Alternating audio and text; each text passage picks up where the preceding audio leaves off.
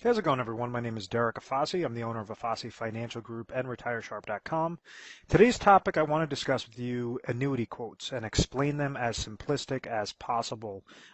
Basically, what's happening is a lot of times an individual receives a quote, an illustration, and they think that that's the greatest thing since sliced bread. They don't truly understand what it means, where you could kind of read between the lines and see the fluffed up projections that insurance companies try to do.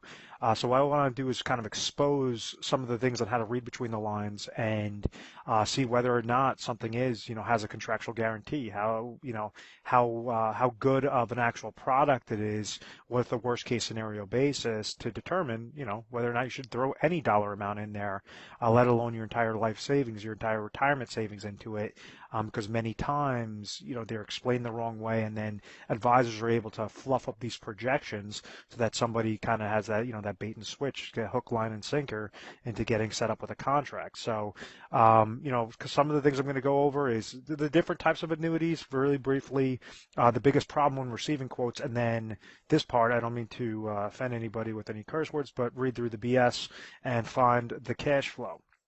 So to get started, types of annuities.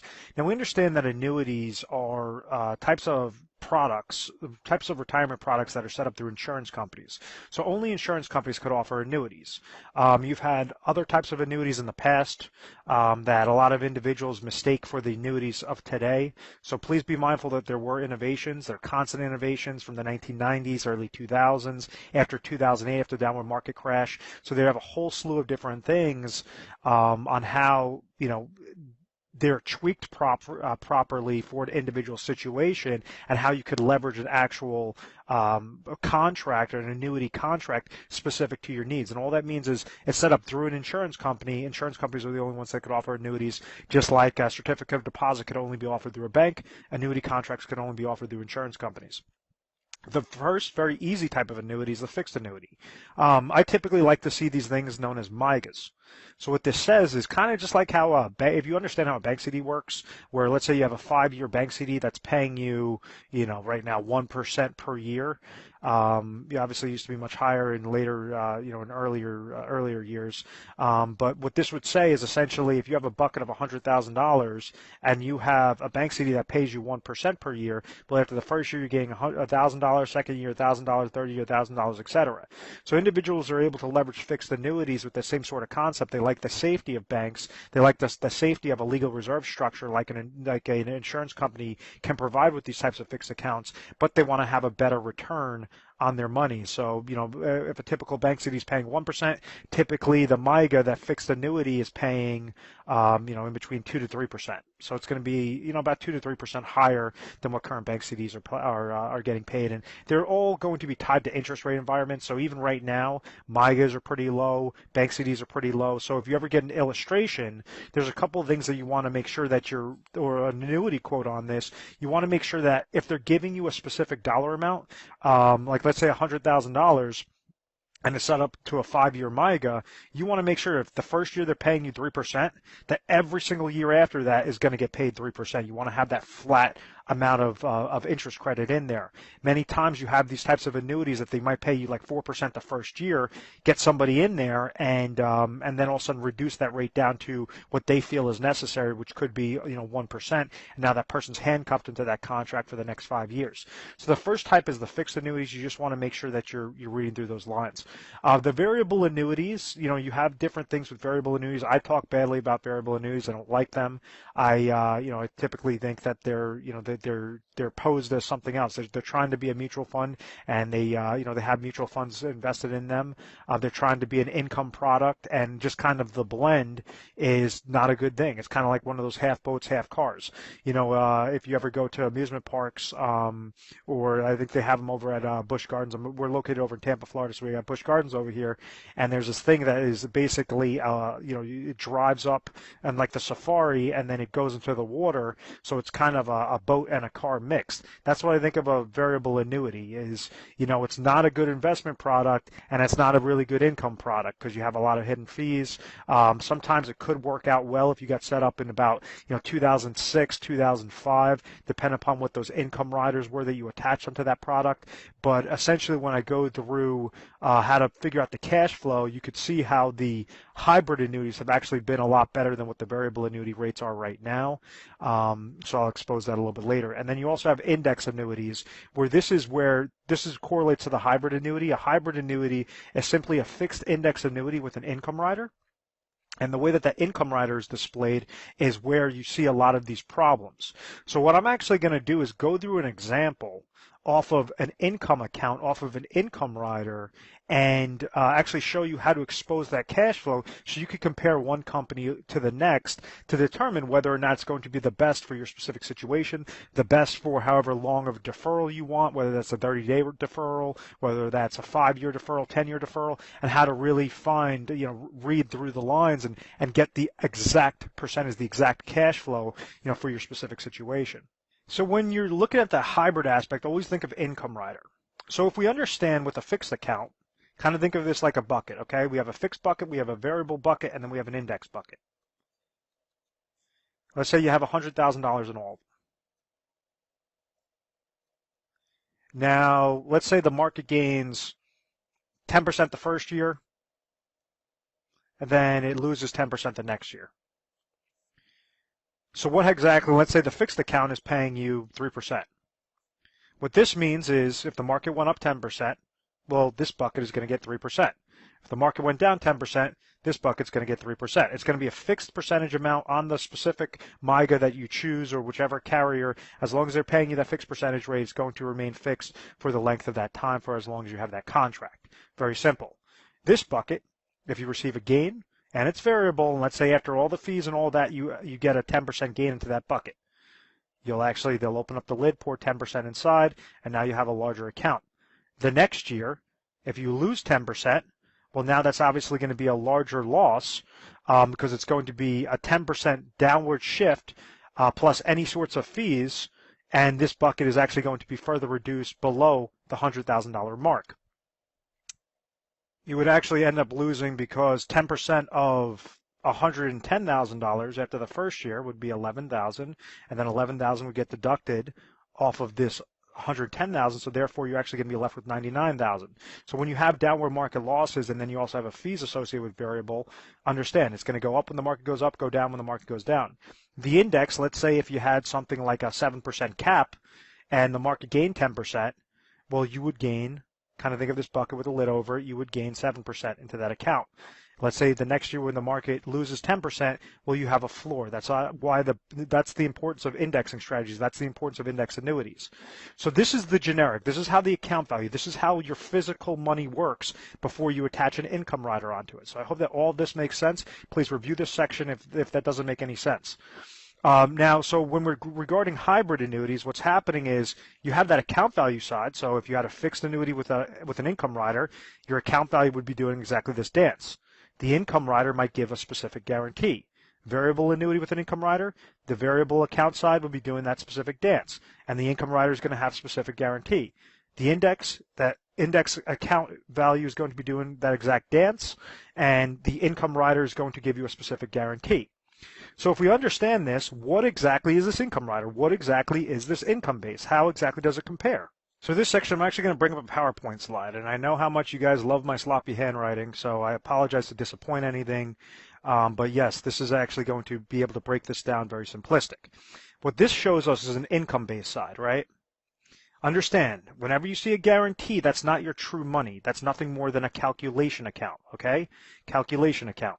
So if you have Company A that's giving an income rider with a 7% guarantee, and you have Company B that's giving an income rider with a 5% guarantee, what exactly does that mean? And we're just going to use simple interest so that it's really easy to do the math and you can see it side by side. If you're looking at this, and let's say we have a person, a male age 60, that's looking to trigger income at age 65, how can we figure out what the cash flow is? Well, on the surface, you say 7% is higher than 5%. So, Company A looks fantastic. All day long, I'm going to go with Company A. First year, this income base grows to $107,000. Second year, $114,000. Third year, $121,000. Fourth year, $128,000. Fifth year, $135,000. As opposed to Company B, after the fifth year, it's going to go to $125,000. So understand, whenever these companies are trying to provide you lifetime income, the reason why they're doing an income rider as opposed to annuitization used to be the old school annuities, right? So what happened was an individual would surrender their money, their $100,000 to a company, and like this individual would say, I'm age 60, I'm going to surrender my money, $100,000 to the insurance company, and they're going to give me a specific income guarantee at age 65. Well, when we use an income rider, instead of annuitization, you're not surrendering your money. You're allowed to still have those monies into that account value that I spoke about, whether that's in fixed, variable, or index. You're able to still have that account value, that your physical money grow when the market goes up, not lose when the market goes down. And you could attach this income rider so that they're going to be able to determine how much lifetime income you will receive, kind of like how annuitization works, except that you're not releasing control like annuitization does. So what I mean by that is if you see company A versus company B, you're saying, oh, company A all day long. This is $135,000 on my income base. This is $125,000. Once again, this is not your real money. This is a calculation account. The way then how it determines how much lifetime income the company is going to pay you is going to be your income base multiplied by your withdrawal rate percentage, and that's what equals your lifetime income. So let's say company A has a withdrawal rate percentage of 4%, but company B has a withdrawal rate percentage of 5%. What exactly does that mean? Well, that means company A is going to be, at age 65, they determine that their withdrawal rate percentage is 4%. Company B at age 65 male determines that's going to be 5%. So when we actually do the calculation, 135 multiplied by 4%, 125 multiplied by 5, your actual numbers, and I hope that you could read this, is $5,400 with company A and $6,250 with company B. So what that tells us is that company A is a much crappier product than company B. If we're looking to get the lifetime income, the best lifetime income out of this, well, we understand that out of the $100,000 deposit, a 6.250% cash flow is with company B as opposed to a 5.40% cash flow with company A. So therefore, there's no reason to go with company A over company B unless you had a better rating and this was just a generally better company. You could kind of pick your poison on that route. But if you're looking specifically for a cash flow side, this individual could throw $100,000 and get a much higher cash flow percentage with this 5-year deferral with company B. So I hope that all of that makes sense, guys. This is so important to understand because this is how you're able to weed through whether a company that's telling you, oh, we're going to give you a 7% guarantee, or a company that's saying we're going to give you a 5% guarantee, what that actually means. So in this example, let's say if, at this point in time, the $100,000, we understand we have the account value side, we have the income base side. This shows our income base. So maybe at age 65, his $100,000 grew to let's just say it was 110,000. No real good growth, 110,000. And then they decide to pull out. So we understand the income base at age 65 is 125,000. Well, they're going to go off of the income base multiplied by the withdrawal rate percentage, $6,250. So anytime that they're taking a withdrawal of $6,250, it's going to deduct this off of the account value side. So therefore, it's going to be less. So if your account value gains when the market, like an index, like a fixed index annuity with income rider, it's going to gain when the market goes up, not lose when the market goes down. But you're still going to have to, if you have an income rider, most of the times they have an income rider fee, which will be a negative, typically less than 1%. And then also if you're taking a withdrawal, that's going to be a negative as well. So the longer and longer that you're living, well, yes, you have potential for this account value to grow. You're not annuitizing your money, and let's say if this eventually hits $0 because you keep living so long, well, that $6,250 is still going to be coming into your pocket at the end of the day, and that's the importance of the income rider. You're leveraging the contract exactly how it's designed. You're not trying to get this random 7% guarantee or 5% guarantee that does not exist. This is figuring out the true value of the contract, the true cash value of the or cash flow of the contract. So I hope that made a lot of sense, guys. It allows you to read through the BS, find the cash flow, figure out the best way. Now, we're an independent agency. Like I mentioned all the time, we're 24/7 customer service. You give us a call mornings, nights, weekends, holidays, whatever the case may be. Someone will always be there to take your call. What we try to do is help you figure out whether you want to have an income need, what your situation is, how you got to your situation. Do you have certain flaws with your plan, and what do you want to accomplish? So we leverage a whole slew of carriers. We leverage a lot of annuity contracts, pretty much any contract possible in your area, limited to like Alaska, and there's a couple other states that we don't cover. But, for the most part, we want to make sure that any dollar you're placing into a plan, you're educated properly, you're not getting caught up in the fluff, caught up in those numbers. You could actually control, you could set up a specific product and a specific strategy in tandem to make sure that you're accomplishing your goal successfully using the smallest amount of dollars and only as much as necessary out of your retirement savings to accomplish your goals. We also have a bunch of free ebooks, so give us a call at any time. We just set up a whole slew of them. I think we have about 7 or 8 new ebooks out there, so give us a call if you want to have if you want to have access to some of those where you could expose the cash flow. We have, a whole slew of them, basically how to compare the top annuity contracts, how to expose some of the annuity quotes. We are A+ rated on the Better Business Bureau because we believe in education first. Education, understand exactly what you have, where you want to go, how to get there properly, and, we'll walk you through it step by step. And at the end of the day, if you guys just want to have a second opinion, maybe what you're doing is absolutely perfect. But with retirement, what I've learned time and time again with just seeing these retirement disasters is you only have one chance to get things done correctly.